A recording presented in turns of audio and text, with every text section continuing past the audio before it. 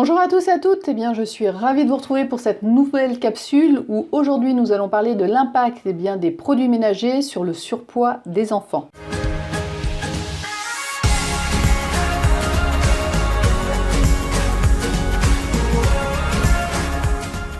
Alors si je reste convaincue qu'une partie des troubles de la silhouette sont à relier à des états émotionnels négatifs, il est difficile de ne pas prendre en compte d'autres paramètres comme les toxiques de l'alimentation, les perturbateurs endocriniens ou les médicaments. Et du coup aujourd'hui, je souhaitais partager avec vous les conclusions d'une étude qui montre que les produits ménagers ont un impact sur le surpoids et en particulier en modulant le microbiote intestinal. Alors la revue 60 millions de consommateurs avait déjà dressé, un portrait assez noir de ces produits qui se cachent dans nos placards.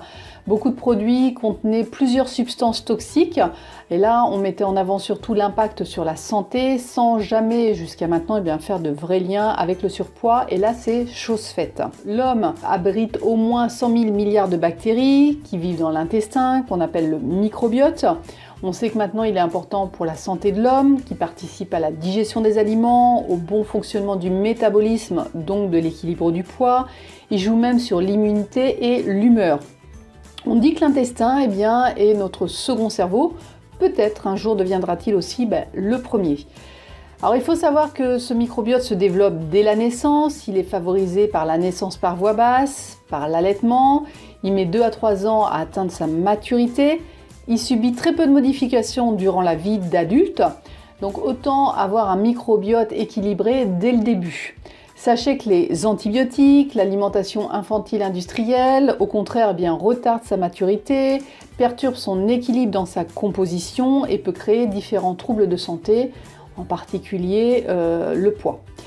Alors cette nouvelle étude canadienne, elle vient mettre en avant que les nettoyants ménagers classiques dans l'environnement des enfants bas âge pourraient participer à la perturbation du microbiote intestinal et du coup de favoriser le surpoids. Alors l'étude a porté sur 757 nourrissons d'une population générale de 3 mois à 3 ans, et c'est la courbe corporelle des enfants entre 1 et 3 ans qui a été étudiée.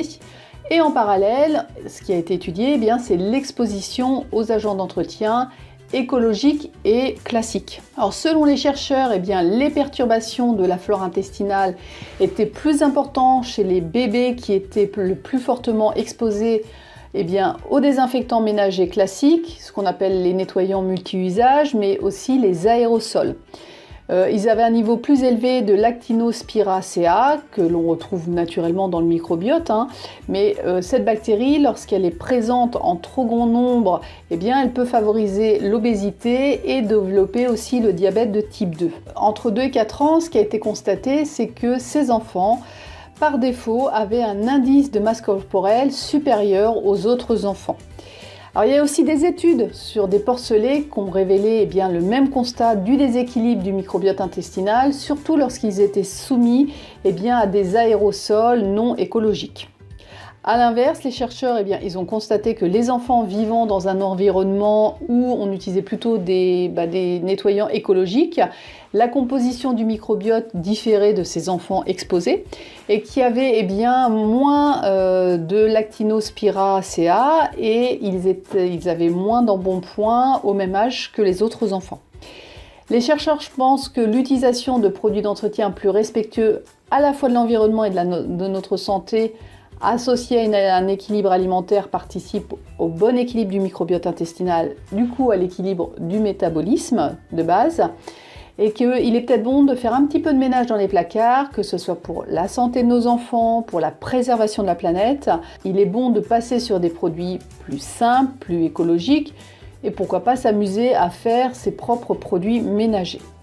Voilà, j'espère que cette vidéo vous a plu. Je pense que c'est important de préserver la santé de nos enfants.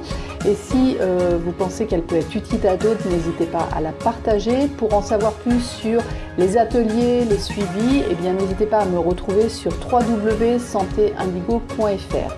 En attendant, prenez bien soin de vous et je vous dis à une prochaine. Bye bye!